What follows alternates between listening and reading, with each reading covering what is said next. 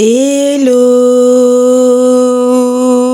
hello mes beautés, j'espère que vous allez bien. Moi tout va bien de mon côté par la grâce de Dieu. Si toutefois de votre côté en regardant cette vidéo vous êtes un peu chagriné ou que même juste le mood dans lequel vous êtes actuellement ça va pas trop, je suis sûre qu'après cette vidéo normalement ça devrait aller. Pour les anciens, welcome back.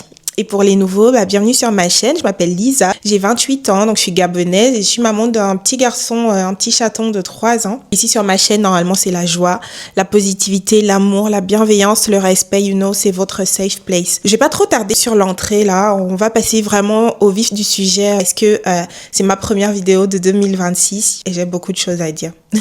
C'est parti.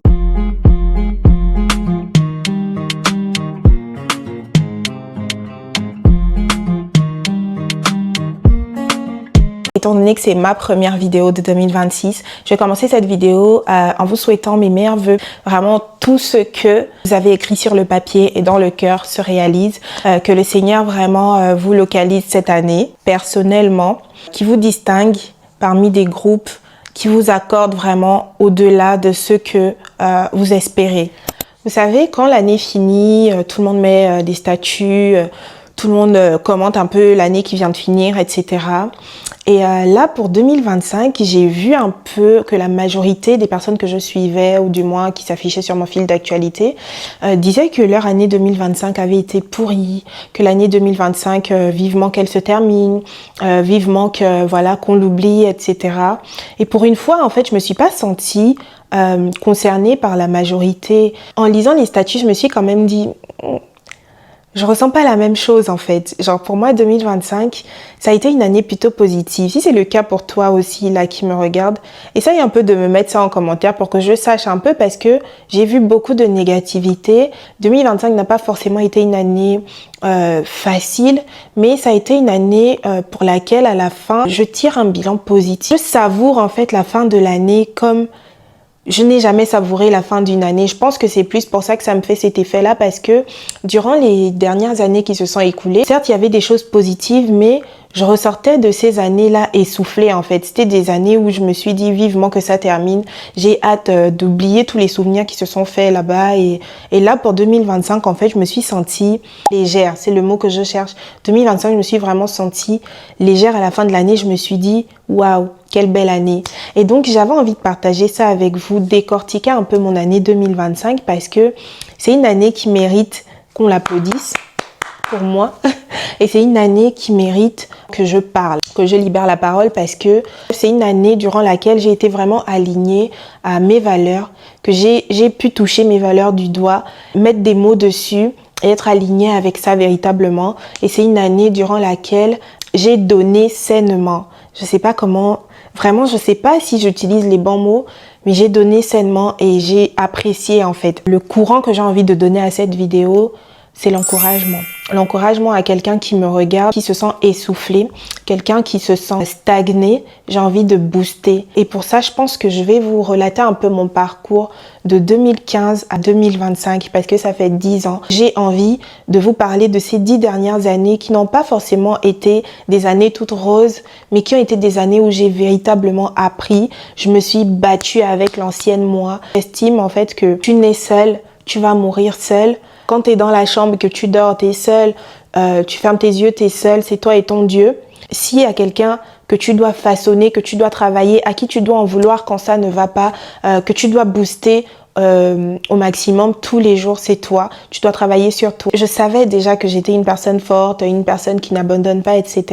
Mais le mot résilience, en fait, de façon palpable, je l'ai senti ces 10 dernières années. C'est un mot que je peux coller à ma personnalité aujourd'hui. Et j'ai envie d'encourager quelqu'un à s'accrocher à cette résilience-là. Je vous donne toute ma force. J'ai envie d'encourager une personne qui me regarde sous sa couette, là, actuellement, avec de l'amertume, du dégoût, qui ressent ça aujourd'hui par rapport à une situation qu'elle traverse. J'ai envie d'encourager. Et j'ai envie, pour ça, de te parler de mon parcours scolaire. Ça a été les montagnes russes. On me voit aujourd'hui, on a l'impression que, voilà, je suis cette nana-là qui rebondit toujours, cette nana-là qui est forte, qui accomplit des choses, etc. Parce que vous voyez que l'aboutissement, en fait, vous pouvez poser un cadre sur ça. Mais moi, dans l'ombre, je vis des choses, j'ai traversé des choses, j'ai traversé des courants d'eau, mon Dieu, et je n'ai juste pas baissé les bras. Alors, quand je suis arrivée en 2015 en France, comme je vous disais, je venais d'obtenir mon bac. Je suis venue en France dans le cadre de mes études. J'ai déjà fait des vidéos par rapport à ça. Donc, je suis arrivée, je suis tombée malade directement. Le premier jour où j'ai mis les pieds, j'ai pris l'avion le 9, le 10, j'étais déjà hospitalisée ici en France, à Lyon.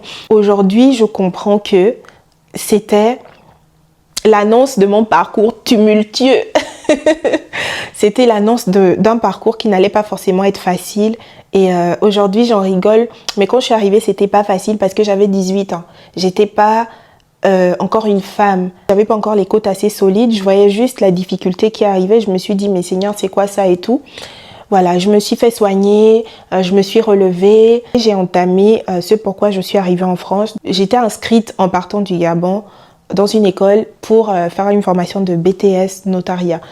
C'était pas forcément quelque chose que je voulais, c'était pas forcément quelque chose que je ressentais en fait au fond de moi, mais pour dire vrai, c'était juste pour voyager. J'ai trouvé ma préinscription. Je voyais à ce moment-là, en fait, je suis pas consciente de ce que je veux devenir véritablement. C'est un mensonge que de dire que après ton bac, tu dois t'inscrire là-bas parce que tu sais que tu veux déjà devenir la femme.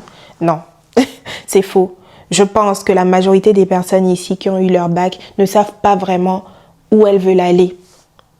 Et j'ai envie de parler à une personne du coup qui passe son bac ou qui a passé son bac l'année dernière ou qui est dans le lot là et dans pas très très longtemps à passer son bac, que c'est ok en fait d'être perdu, c'est ok de choisir quelque chose par dépit parce que tu entames ton parcours de vie. Tu ne peux pas te positionner directement parce que tu es emmené à rencontrer des personnes, à avoir des expériences. Ces expériences-là vont te façonner, vont façonner ta personnalité et c'est dans ces expériences-là que tu vas véritablement choisir ta voie, choisir ce qui te plaît plus que ça. Voilà, en fait, c'est ok d'être perdu quand on arrive. On nous met un petit peu la pression, je trouve, mais sachez que c'est ok. Donc, je finis l'année, tant bien que mal, mais je sais pertinemment que c'est pas ce que j'ai envie de faire, donc je m'oriente vers la fac de droit aussi pour alléger les parents parce que il faut savoir qu'ici en France, la fac coûte 10 fois moins cher que, voire même certaines facs sont gratuites, 10 fois moins cher que l'école en fait, qu'une école de commerce classique. Et donc, je me réoriente vers une fac de droit. Donc, je fais la première année, ça se passe très bien, je rencontre des personnes, etc. Je valide mon premier semestre et je valide pas le deuxième semestre. À quelques points près, je valide pas le second semestre. Je découvre le système français, je découvre une nouvelle vie parce que je vis loin des parents, toute seule. À ce moment-là, j'ai 19 ans. Tu veux suivre un peu les amis, tu veux suivre la cadence de la vie sans les parents et en même temps la vie te gifle parce que tu es venu pour un objectif et tu te rends compte que tu n'as pas vraiment atteint cet objectif-là. Donc je reprends la première année. Donc ça c'est mon premier gros échec parce que en fait durant toute mon année scolaire, j'ai jamais repris une classe de la maternelle jusqu'en terminale. J'ai jamais eu d'échec scolaire. Jamais eu de sous-moyenne pour dire les mots. Et là, ça a été une grosse gifle en fait pour moi parce que je me dis, mais en fait, tu n'es pas vraiment ce que tu penses. Ou alors, tu t'es juste laissé en fait entuber, perturbé par les choses qui sont autour et tu t'es laissé éloigner de ton objectif. Ça, c'est des trucs que je me disais dans ma tête. Donc, je reprends la première année. Bien évidemment, je valide le premier semestre l'année dernière, donc je le refais pas l'année d'après. Je fais que le deuxième semestre que j'ai pas validé. Et à la fin de l'année, je ne le valide toujours pas. Et donc la deuxième claque, je me dis, mais c'est quoi ça? Je suis emmenée maintenant à parler avec 2-3 personnes, etc. Et je me rends compte en fait que c'est ok d'être dans une voie et de pas sentir. Je me rends compte en fait que, mais qu'est-ce que tu fous en droit en fait? Est-ce que quand tu pars à l'école, tu as l'envie, tu as la passion, tu files le métier, tu sens le métier au fond de toi? La réponse était tout simplement non. Et en parlant avec les gens, en me renseignant, parce que tu fais aussi davantage connaissance avec des personnes qui sont dans la même situation que toi, etc. Et je me rends compte en fait que, girl, c'est normal que tu ne réussisses pas parce que tu n'es pas dans ton élément. Tu ne le fais pas parce que tu voulais le faire, tu le fais parce que c'est la voie qu'on t'a conseillée après le bac. Là, je me prends une deuxième gifle et je me dis, mais malgré tout, je suis quand même en train de décevoir mes parents parce que tu te rends compte en fait qu'on t'a envoyé pour venir faire les études, mais ce que les parents reçoivent en retour, c'est des échecs, ça fait mal. Là, dans ma tête, à ce moment-là, je me suis dit, il faut que je prenne une pause pour véritablement faire des recherches et savoir ce qui m'intéresse vraiment. Sauf que on est dans une réalité en France dans laquelle tu peux pas vraiment faire de pause parce que tu n'es pas venu pour faire des pauses, girl. Tu es venu en fait pour travailler. C'est pour ça qu'on te donne un titre de séjour. Même si tu veux réfléchir à la formation dans laquelle tu veux vraiment aller, tu peux pas rester comme ça sans rien faire parce que ton titre de séjour en dépend. La situation sur le territoire, tu peux pas rester comme ça. Les Français, ils fonctionnent pas comme ça en fait. C'est soit tu bosses, tu fais quelque chose, mais soit tu repars chez toi en fait. Voilà. Au fond de moi, je nourrissais un rêve de petite fille. J'ai toujours rêvé d'être hôtesse de l'air. Ça, c'est quand j'étais petite, parce qu'aujourd'hui, ça a un peu changé. Mais quand j'étais petite, j'admirais vraiment le métier. Je me disais, mais waouh, qu'est-ce qu'elles sont belles. J'ai vraiment envie de découvrir le truc. Et là, je me dis, mais pourquoi je fais pas ça, en fait? Pourquoi tu utilises pas le temps, là, de ta pause, de réflexion, etc., pour faire quelque chose qui peut se concrétiser et qui va te rendre un petit peu fière. Et donc, à ce moment-là, je me mets à faire des recherches sur le métier d'hôtesse de l'air, ce qu'il faut, les prérequis, etc. Pour accéder à la formation, je trouve une école sur Lyon. Voilà, j'en parle un petit peu à mes parents à tâtons, à reculons, parce que je sais que c'est pas forcément aussi la voie dans laquelle ils me voyaient. Voilà, on m'a pas trop envoyé pour ça. Bref, j'en parle à mes parents. Ils sont plutôt ouverts à l'idée, ils m'accompagnent. Il faut savoir que mes parents, ils m'accompagnent toujours, peu importe mes décisions, peu importe mes choix, parce qu'ils estiment que ils m'ont donné les clés et c'est à moi de les gérer, d'ouvrir les portes que je souhaite tant qu'il y a un retour derrière pour moi et pour eux aussi, parce que leur souhait, c'est de me voir réussir, bien évidemment. Et donc, je décide de faire la formation. Je trouve une école sur Lyon, je fais la formation. Ça se passe plutôt bien, ça se passe même très bien. J'aime beaucoup l'atmosphère, l'environnement, le métier. Je passe mes examens théoriques, je passe mes examens pratiques parce qu'il y a 2 parties. Et j'ai réussi mon examen et j'ai mon diplôme d'hôtesse de l'air. Je me dis, mais en fait, je suis hôtesse de l'air. Là, je suis hôtesse de l'air. Bon, qu'est-ce que je fais? Je peux pas non plus dire que j'arrête ma vie là, mes études et que ça y est, je trouve du boulot. À ce moment-là, on est déjà en 2019. À ce moment-là, quand j'obtiens mon diplôme, je me dis, mais je suis fière en fait parce que les 3 dernières années n'ont pas forcément été fructueuses et donc de ramener le diplôme là, je me suis dit, bon, c'est quelque chose qui va leur faire plaisir. En même temps, je me rends compte du coup que j'ai ce diplôme là, certes, mais on est en 2019, j'ai déjà 21 ans, je crois, 2019. 21, 22, ouais, j'ai 22 ans et je peux pas rester comme ça en fait, donc je décide de reprendre mes études, je fais des recherches, etc. Et je m'inscris dans une école de commerce pour recommencer à zéro. Je suis un peu plus posée dans ma tête, j'ai pris un peu d'expérience aussi, j'ai regardé les autres faire autour de moi, j'ai pris une bouffée d'air frais en fait et je me suis dit, écoute Lisa, tu as toujours réussi à l'école, donc il n'y a pas de raison que tu ne réussisses pas. C'était devenu en fait une peur pour moi vu que les 3 dernières années, je n'ai pas forcément réussi. Donc j'ai développé une petite peur des études supérieures, Et au final, ce diplôme d'hôtesse de l'air m'a fait reprendre une bouffée d'air frais et me dire, mais en fait, Lisa, non, tu sais qui tu es. Donc, je reprends confiance en moi et je me réinscris du coup. Je fais un bachelor marketing et développement commercial. Donc, première année, je me rends compte que moi, j'ai déjà 22 ans. Les camarades de classe, ils sortent à peine du bac. Donc, c'est des petits. Enfin, des petits à ce moment-là, ils étaient plus jeunes que moi. Je pense que j'étais l'une des plus grandes de la classe parce qu'il y avait des personnes qui avaient mon âge aussi. Et je me décourage pas en fait. Première année, ça se passe très très bien. J'ai soif de réussir et voilà, je sors parmi les premiers et je suis contente parce que je me dis en fait l'expérience finalement d'avant, d'avoir été au contact du système français, etc. Ça m'a finalement aidée parce que j'étais plus à l'aise en fait, j'étais beaucoup plus à l'aise et j'arrivais mieux à prendre la parole en public, j'arrivais mieux à m'exprimer, j'arrivais à parler posément, à comprendre ce qu'on expliquait en fait et parce que j'étais dans mon élément, je me sentais dans ma formation en fait. Et donc, première année, ça se passe très bien. Deuxième année, pareil, je valide sans problème. La troisième année, c'est le bachelor, donc je valide également. Donc, j'obtiens mon diplôme et c'est là, du coup, que je tombe enceinte parce que la troisième année, à ce moment-là, du coup, j'ai 25 ans. C'est la dernière année du bachelor. Bachelor, c'est comme la licence, c'est 3 ans.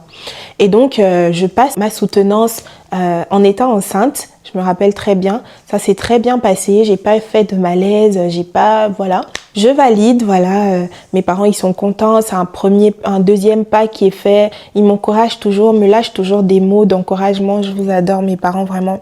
Que Dieu vous bénisse. Je suis véritablement bénie d'avoir mon père et ma mère parce que c'est des personnes qui en fait, c'est des amours. Je sais pas comment le dire, mais bref, on n'est pas là pour parler de ça. Et donc, ils me boostent, ils m'encouragent, ils me disent, voilà, t'as vu, machin. Et du coup, donc je vis ma grossesse, finalement les vacances, hein, parce que voilà, je vis ma grossesse, etc. Et en fait, après mon bachelor, je me rends compte qu'il va falloir que j'entame mon master parce que je veux pas m'arrêter là, je peux pas m'arrêter là. Et donc, je fais comment? J'ai mon gros ventre, sachant que mon terme c'était pour novembre et que la rentrée c'est en septembre. Bon, qu'est-ce que tu fais? Voilà, je vais pas aller en cours avec un ventre non plus comme ça. Donc je prends encore une décision que j'estime sage hein, à ce moment-là. Et même aujourd'hui, j'estime que j'ai été très sage. Donc je prends la décision d'accoucher tranquillement, sachant que dans les écoles, la majorité des écoles ici en France, il y a 2 rentrées. Donc il y a la rentrée de septembre et il y a des écoles qui proposent la rentrée décalée, donc la rentrée de février ou janvier. Et donc à ce moment-là, je reste à la maison du coup pour septembre, octobre, novembre arrive, ben j'accouche bien. Je découvre la maternité. Toujours je fais à mon rythme en fait. En fait à ce moment-là, je regardais plus ce qu'il y avait autour de moi. Je regardais vraiment moi et moi seule et là où je voulais aller. Là, j'étais responsable d'un être humain maintenant. J'étais responsable, j'étais devenue maman. Et donc, j'étais encore 2 fois plus posée dans ma tête et 2 fois plus réfléchie en fait. Mes décisions ne dépendaient plus que de, enfin mes décisions dépendaient de moi, mais n'allaient plus avoir d'impact que sur moi. Mais j'étais en train de construire une famille parce que du coup mon partenaire a rejoint la barque entre temps. Hein, j'ai pas eu le bébé seul, mais du coup j'avais maintenant l'obligation d'être un peu plus sage en fait pour mon bébé, pour mon partenaire, pour ma vie de famille que j'étais aussi en train de construire parce qu'au-delà des études, eh ben je devenais une femme en fait. Je n'étais plus la fille de 18 ans qui était arrivée là en 2015. Là, j'avais 25 ans, pleinement réfléchie, pleinement à maturité. Voilà, j'étais un peu plus sage. Et donc, je prends la décision du coup de rester à la maison, d'accompagner mon bébé, d'allaiter. J'allaitais hein, à ce moment-là. Après mon bachelor, j'avais commencé une formation d'ingénierie d'affaires dans la continuité du commerce. Voilà, c'était ma première expérience en master. Voilà, je trouve une alternance, un job qui est à Paris, mais voilà, je peux travailler quand même à distance, mais il fallait que j'aille de temps en temps à Paris. J'ai le bébé, j'ai la césarienne qui est pas encore totalement guérie. Je me suis surestimée et mon corps m'a juste rappelé que Lisa, tu vas trop vite. Et des fois, il faut savoir écouter son corps. La nature est tellement bien faite. Dieu a tellement bien fait les choses. Parfois, on a trop l'impression qu'on est des Wonder Woman, qu'on peut tout faire, etc. Mais juste la nature te rappelle à l'ordre, en fait. Et là, moi, à ce moment-là, ça m'a rappelé à l'ordre parce que j'étais tellement fatiguée. J'allaitais mon bébé. J'étais tellement fatiguée. J'avais plus de temps.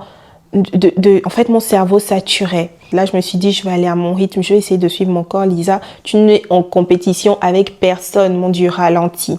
Donc là encore, j'entame l'année, mais je décide de mettre fin à ma formation, surtout que ça ne me plaisait pas. Début de première année de master qui me plaisait pas. Et je me suis dit, c'est pas plus mal en fait. Et donc, j'ai fait un stop, donc toute l'année est finie. Je suis aux côtés de mon bébé, je le vois grandir, je construis mes petits projets aussi en amont.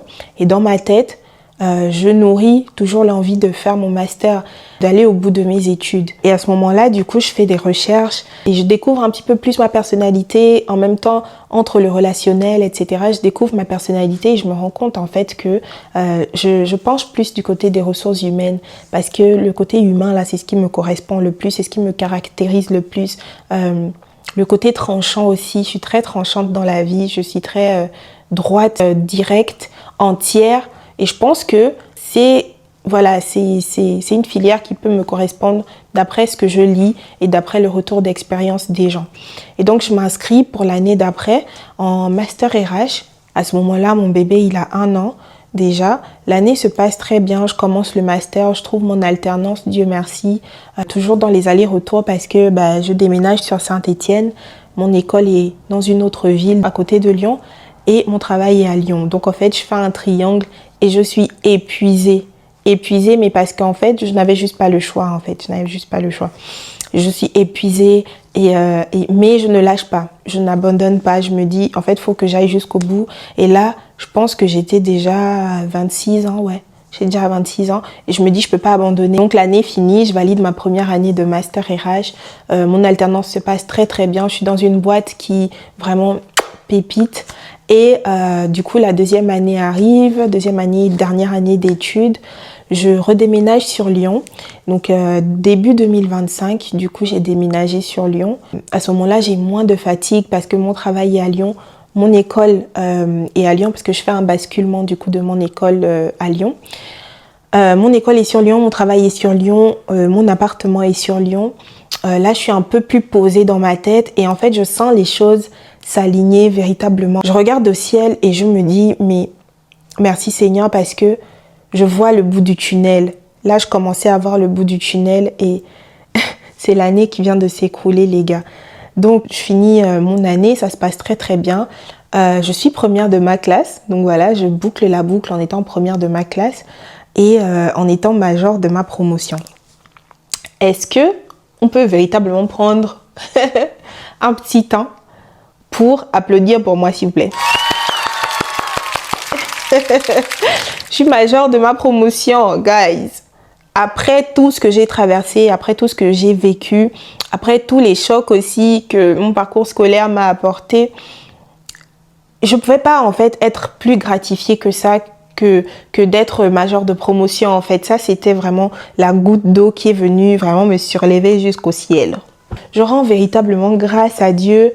Je bénis aussi toutes les personnes qui m'ont accompagnée durant tout ce parcours parce qu'il y a eu des personnes, Dieu sait qu'il y a eu des personnes qui m'ont accompagnée, qui sont toujours là et d'autres qui ont quitté la barque. Et c'est ok, je bénis Dieu aussi pour ça. Mais j'ai vraiment envie de bénir ces personnes-là parce que c'est des personnes qui m'ont vu pleurer, c'est des personnes qui m'ont vu à terre, mais qui m'ont tendu la main aussi. C'est des personnes qui m'ont tendu la main. Tout ce parcours-là m'a enseigné l'humilité, la résilience dont je vous parlais en début de vidéo. J'ai envie d'encourager une personne qui s'est reconnue dans mon parcours ou qui a traversé ça ou qui traverse ça actuellement. Tant que tu as encore le souffle de vie, ta vie n'est pas encore finie. En fait, je ne sais pas si tu as bien compris le sens de mes mots. On vit dans une société qui nous a conditionnés comme ça, comme un carré avec des limites, des bornes de ce qu'on peut être, de ce qu'on doit être. Mais c'est pas ce que Dieu a dit en fait. C'est-à-dire que tu es né, Dieu t'a donné des talents, des dons. Dieu a façonné ta personne, ta personnalité, ton unicité parce que tous autant que nous sommes uniques. Cette unicité-là fait que tu peux pas être conditionné dans des carrés de la société, dans une bulle que la société dans laquelle la société veut te mettre. Et moi, j'ai envie de te dire que tant que tu n'es pas dans un cercueil, et tant que tu n'es pas sous terre et que tu respires encore, ta vie, elle n'est pas finie. Tu peux encore accomplir ce qui se passe dans ta tête. Tu peux encore accomplir ce que tu veux accomplir. C'est possible. C'est possible parce que on ne finit jamais d'apprendre. On apprend tous les jours. On apprend tous les jours. Je vous dis qu'on apprend tous les jours et de toutes les manières possibles.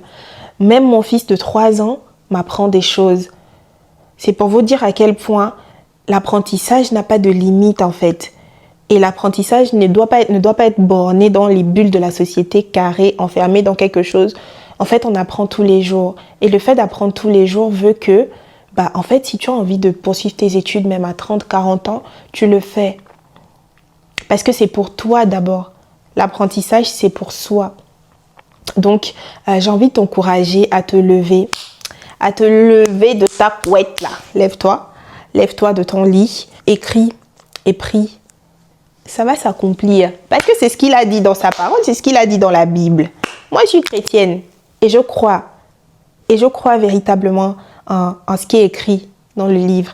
Je sais que c'est pas facile, c'est pas évident. Vous voyez, moi, ça m'a pris 10 ans pour finir mes études. Est-ce que c'est un échec? Non. Parce que j'ai terminé dans la formation que je voulais. J'ai sacré ça par le fait d'être majeure de promotion. Et ça, c'est ma plus belle victoire. Donc, en étant maman, en travaillant à côté, en gérant aussi mon couple. Honnêtement, j'aurais pu baisser les bras. Avec tout ça, j'aurais pu baisser les bras. Mais j'ai tout simplement décidé de m'accrocher. J'ai tout simplement décidé de m'accrocher et de viser mon objectif, de pas quitter des yeux mon objectif. J'ai aussi envie de parler à ces personnes-là qui ont la critique facile ou l'émerveillement facile face aux exploits des gens, face à la façon de vivre des gens. On te voit, on a l'impression que waouh. En fait, vous savez pas ce que les gens y traversent dans l'ombre. N'enviez pas parce que vous ne savez pas ce par quoi une personne est passée, ce que la personne a traversé pour arriver là où elle est. Chacun son parcours, chacun sa ligne, chacun sa personne. En fait, j'ai envie de dire chacun sa personne. Je sais que c'est pas facile, je sais que c'est pas évident. Donc, je t'envoie toute ma force. Si jamais, ma beauté, tu traverses cette situation actuellement, que tu es perdu, même que ce soit professionnellement, hein, pas forcément dans les études ou quoi, vraiment, accroche-toi à ton objectif. Et continue à pousser. Je vous dis, tant que ta vie ne s'est pas arrêtée, que ton souffle de vie ne s'est pas arrêté, ta vie, elle n'est pas finie. Et donc, il y a toujours moyen de rebondir. Les solutions, il y en a tellement, mais faut juste pas rester, en fait, les yeux rivés sur l'échec. Tu vois l'échec une fois, tu fais 360 et après, tu avances. C'est comme ça. On est arrivé au terme de cette vidéo. Si c'est ta première fois de passer par ici, sur ma chaîne, et que tu n'es pas encore abonné, ou même toi qui as l'habitude de regarder mes vidéos et que tu t'es pas encore abonné, je te laisse t'abonner. N'hésitez pas à laisser des commentaires pour qu'on échange, je vous répondrai. Moi, je réponds à tous les commentaires. Je vous embrasse très très fort et je vous dis à bientôt dans une autre vidéo. Gros bisous.